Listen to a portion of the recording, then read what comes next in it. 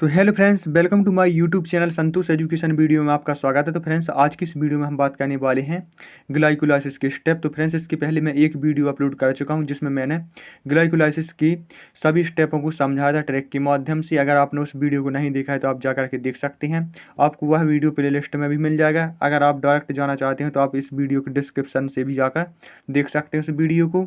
तो फ्रेंड्स, सबसे पहले हम देख लेते हैं ग्लाइकोलाइसिस की थोड़ी सी डेफिनेशन। तो देखिए, जो फ्रेंड्स ग्लाइकोलाइसिस होता है, यह कोशिका श्वसन की प्रथम अवस्था होती है जो कि कोशिका द्रव में होती है। और देखिए जो फ्रेंड्स, यह सभी जीवों में ग्लाइकोलाइसिस होता है और इसमें एटीपी का फॉर्मेशन होता है। और फ्रेंड्स, इसके लिए ग्लाइकोलाइसिस को 3 वैज्ञानिकों ने दिया था, जिसमें से पहले वैज्ञानिक थे गुस्टाव एम्बेडेन और दूसरे थे ऑटो माइनहोफ और तीसरे थे जे Parnas also salad EMP pathway. और फ्रेंड्स, इसके लिए हम जो ग्लाइकोलाइसिस होता है इसके लिए हम ईएमपी पाथवे के नाम से भी जानते हैं। तो देखिए, अब इसके बाद हम इसके स्टेपों को देख लेते हैं।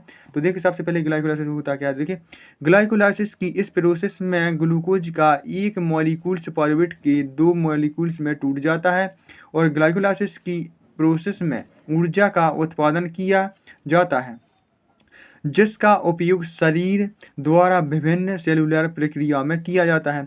आप देखिए, अब इसके हम स्टेप देखते हैं। तो फ्रेंड्स, ग्लाइकोलाइसिस होता है, इसकी प्रक्रिया 10 स्टेपों में कंप्लीट होती है। तो देखिए, इनको हम देख लेते हैं। तो देखिए, सबसे पहला आता है फर्स्ट स्टेप। तो देखिए, इसको देखते हैं। ग्लाइकोलाइसिस के इस स्टेप में ग्लूकोज का ग्लूकोज 6 फॉस्फेट में रूपांतरित होता है और इस रिएक्शन को एस्पायर करने वाला एंजाइम हेक्सोकाइनेज होता है। फिर इसके बाद आता है सेकंड वाला स्टेप। तो देखिए, ग्लाइकोलाइसिस की इस प्रोसेस में ग्लूकोज 6 फॉस्फेट से फ्रक्टोज 6 फॉस्फेट का निर्माण होता है और इस रिएक्शन को इनस्पायर करने वाला एंजाइम आइसोमरेज होता है। तो देखिए, अब इसके बाद आता है तीसरा स्टेप, इसको देख लेते हैं। ग्लाइकोलाइसिस के इस स्टेप में फ्रक्टोज 6 फॉस्फेट का फ्रक्टोज 1,6 डाइफॉस्फेट में रूपांतरण होता है और इस रिएक्शन को इनस्पायर करने वाला एंजाइम फॉस्फोफ्रक्टोकाइनेज होता है। तो देखिए, अब इसके बाद हम देखते हैं चौथा स्टेप। तो देखिए, इसको देख लेते हैं। तो देखिए, इस स्टेप में एंजाइम्स 1,6 डाइफॉस्फेट को 2 शर्कराओं में विभाजित करता है और ये 2 शर्कराएं डिहाइड्रोक्सी एसीटोन फॉस्फेट और ग्लिसरॉल्डिहाइड ट्राइफॉस्फेट है और इस रिएक्शन को इनस्पायर करने वाला एंजाइम्स हम आगे देखते हैं। अब एंजाइम्स एल्डोलेज होता है। तो देखिए फ्रेंड्स, अब इसके बाद आता है पांचवा स्टेप। तो देखिए, इसको देखते हैं। ग्लाइकोलाइसिस के इस स्टेप में एंजाइम्स अणुओं को ट्राइफॉस्फेट आइसोमरेज अणुओं को डिहाइड्रोक्सी एसीटोन फॉस्फेट तथा ग्लिसरॉल्डिहाइड ट्राइफॉस्फेट को तेजी से इंटरप्ट करता है। फिर इसके बाद आता है छठवां स्टेप। इस स्टेप में ग्लिसरॉल्डिहाइड ट्राइफॉस्फेट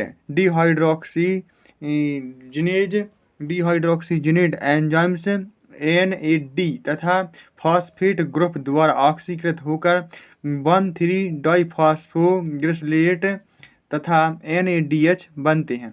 फिर इसके बाद आता है हमारा सातवां स्टेप। तो देखिए, इस स्टेप में 1,3 डाइफॉस्फोग्लिसरेट को एंजाइम्स फॉस्फोग्लिसरेट काइनेज द्वारा ट्राइफॉस्फोग्लिसरेट में बदल दिया जाता है। फिर इसके बाद आता है हमारा आठवां। तो देखिए, इस स्टेप में 3 फॉस्फोग्लिसरेट में रीअरेंजमेंट की प्रोसेस होती है जो इसे 2 फॉस्फोग्लिसरेट में परिवर्तित करता है और इस रिएक्शन के उत्प्रेरक में शामिल अणु को फॉस्फोग्लिसरेट म्यूटेज यानी कि इसे PGM कहा जाता है। फिर इसके बाद आता है हमारा 9वां स्टेप। तो देखिए, ग्लाइकोलाइसिस के इस स्टेप में 2 फॉस्फोग्लिसरेट का PEP में रूपांतरण होता है और इस रिएक्शन को इनस्पायर करने वाला एंजाइम एनोलेज होता है।